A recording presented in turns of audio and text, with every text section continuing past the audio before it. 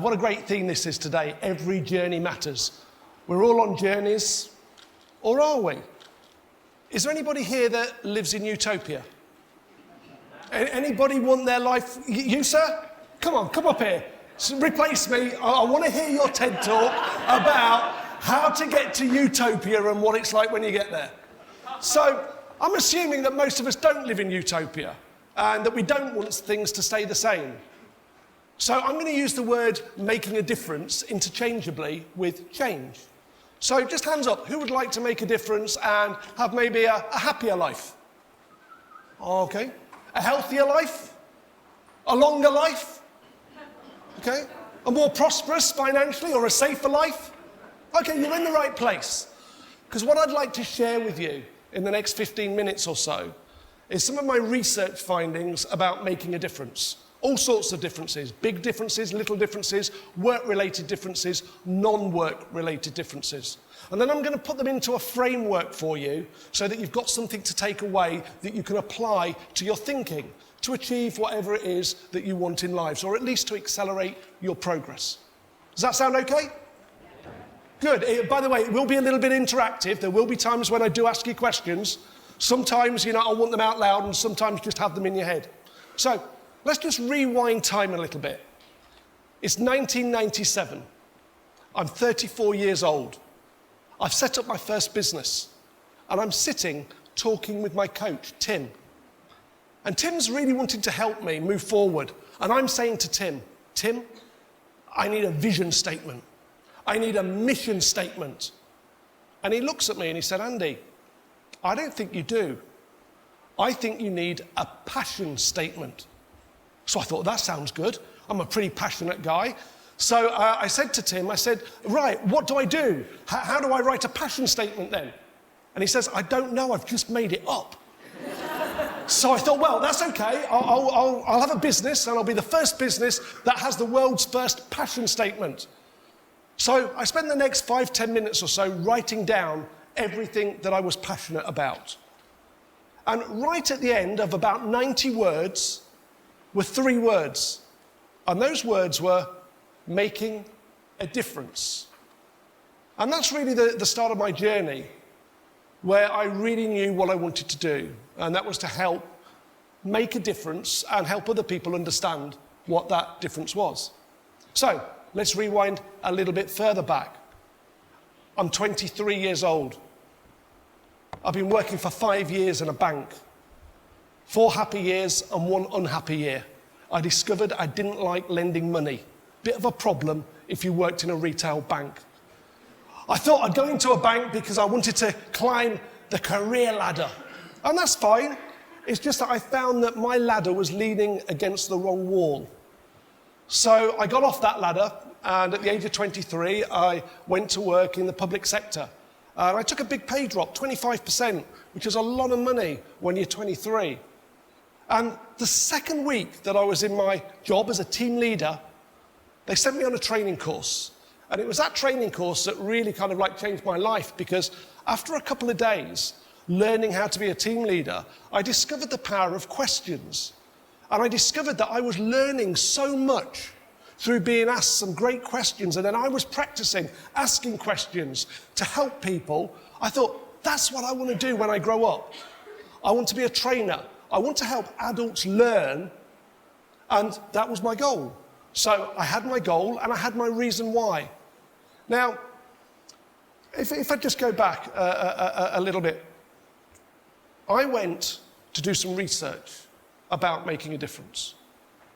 And after I'd got my passion statement there, I said to Tim, I'm going to research this. And I put together a research team of 8 people.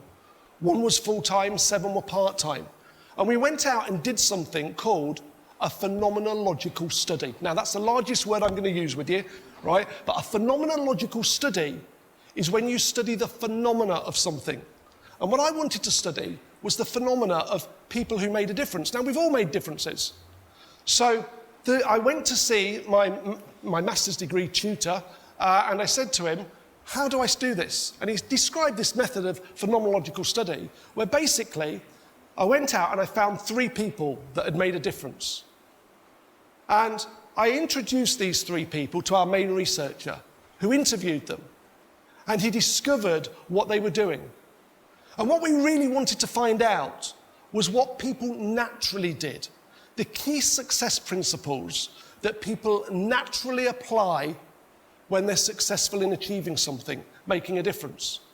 And the first 2 of those were a reason why and a clearly defined goal. Most people didn't use the word goal, by the way, in the research. They used the word thing. But that thing was very clear to them.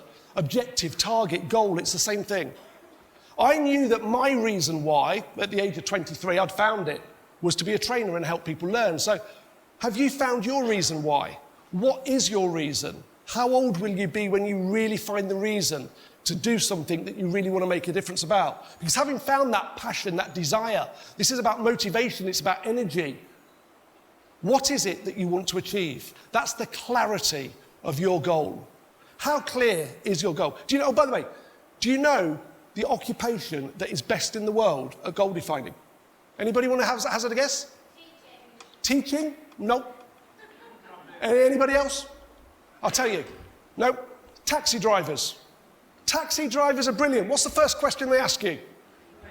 Where do you want to go? If you go, not Scotland, mate, they're going to look at you a bit gone out, aren't they? So where do you want to go? I want to go into town, into the city. Which city? This city, whereabouts?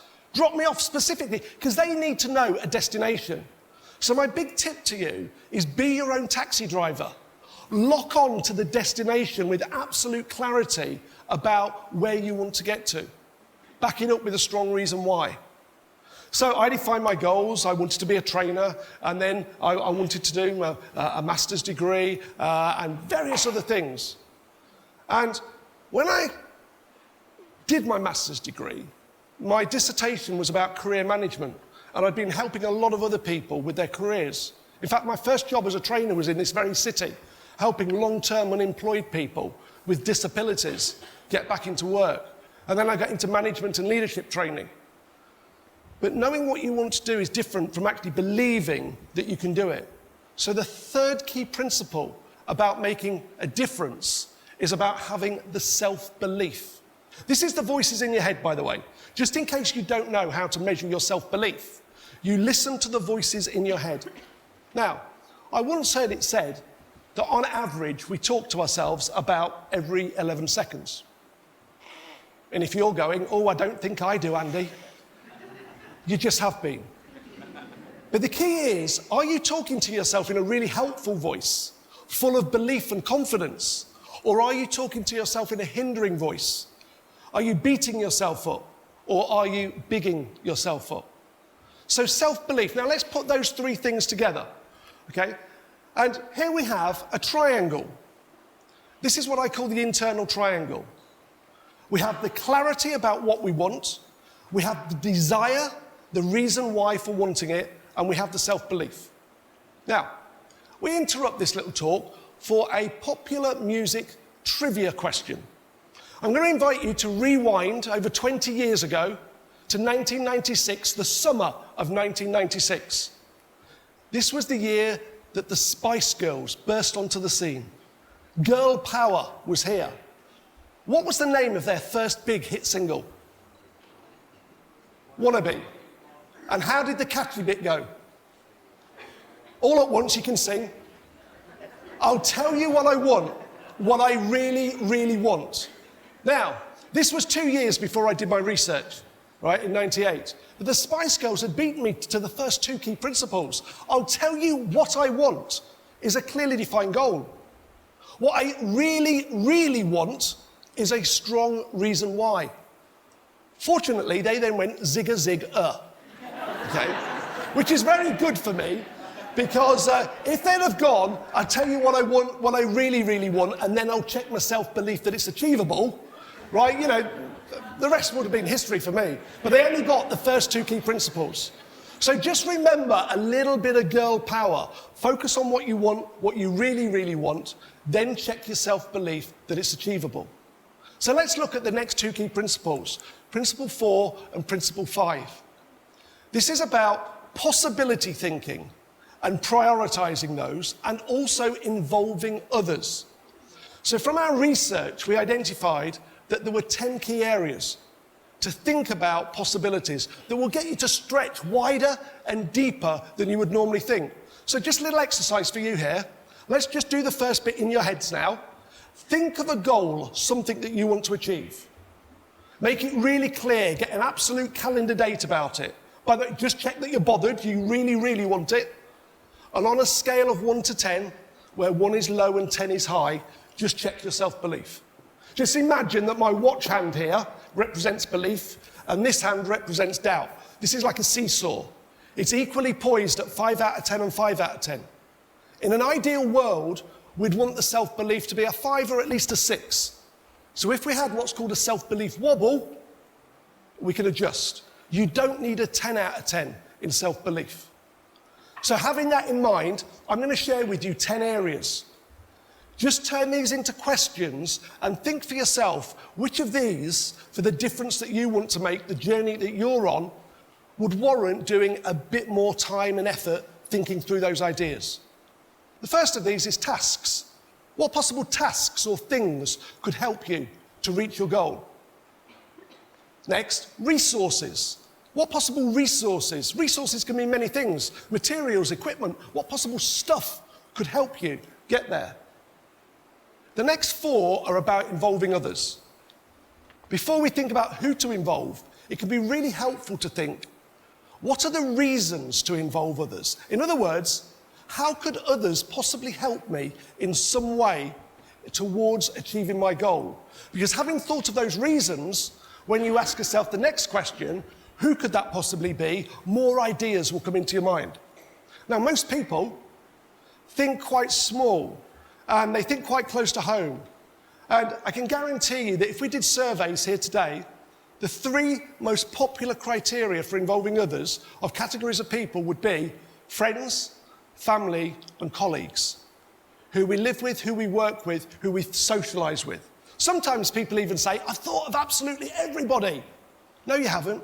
You've just thought of friends, family, and colleagues. Because involving others means anybody in the whole wide world. You know, we could go on a search engine, a couple of billion people. It also involves thinking really wide. People that have ever lived. We have at our disposal the wisdom of the ages. Lessons that have been learnt that we don't have to learn, that we could use. So who could we possibly involve? The next 2 are about that link between the defined goal and the involving others. I call this the buy-in line. This is about two-way communication. So how could you possibly communicate what you want with others that could help you? And how could you possibly influence them and gain their buy-in? Now we need to come to a question that is still solution-focused but might not seem it at first. And that is, what are the possible obstacles? The barriers, the hurdles, the blockers, the things that might get in the way of me achieving my goal. The next one is about possible risks and implications that might be useful to consider on our journey towards achieving that goal. Having thought of those, the 9th in this list of 10 is what are the possible ways to minimize those risks and ways to overcome those obstacles. So we're still thinking possibilities, quantities, ideas. We're not making any decisions yet. And then the 10th that we found from our research, a really useful question is, what are the possible assumptions? The things that I'm taking for granted that might be worth checking out. Those are the 10 possibility thinking areas. So just make a note mentally to yourself, or even as you write, which of those could I do some more thinking about to help me achieve my goal? Having done that, you can then prioritize them and build a plan of your most important ones in relation to your goal. So that's the first 5 things. The 6th key principle of making a difference is to actually take personal responsibility. And this is about choices. It's about saying it's down to me. It's not my mum's goal. It's my goal. And I'm going to be accountable for it. And this links with the rest of the key principles. Right? Sometimes things don't always go according to plan. I don't always achieve my goals. But it's about taking personal responsibility and saying I've got some choices. So I've got a choice about whether to be bothered or not. I've got a choice about clarity and redefining my goal. I've got a choice about how much time I set aside to do that possibility thinking. Choice about what my priorities are. We've got a choice about who to involve out of all those billions of people. And also, as we think about ourselves and our self-belief and answer the question, do we believe we've got what it takes? Have I got enough knowledge, enough skills, enough experience? If the answer to those is no, you have a choice about taking personal responsibility for your own development. But it's not just about 6 things. Those 6 things are about thinking. They're about thinking things through. The 7th key principle in making a difference is taking action and measuring the results. Thinking leads to action. The quality of your thinking will determine your actions. Those actions will determine your results.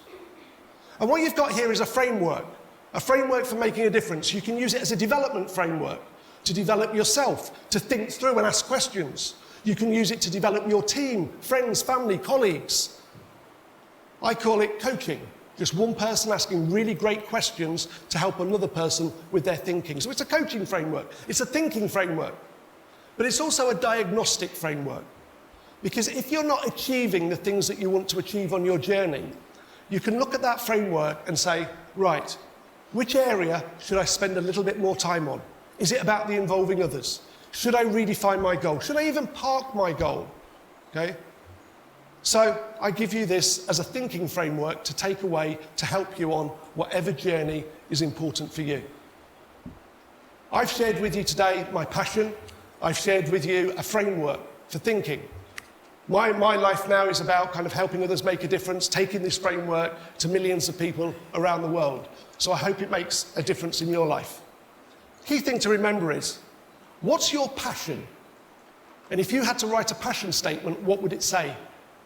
And what is the difference that you want to make in your life? As my mother always taught me to say, and she is here in the audience, thank you for having me. And as my father always taught me to say, go forth and make a difference. Thank you very much.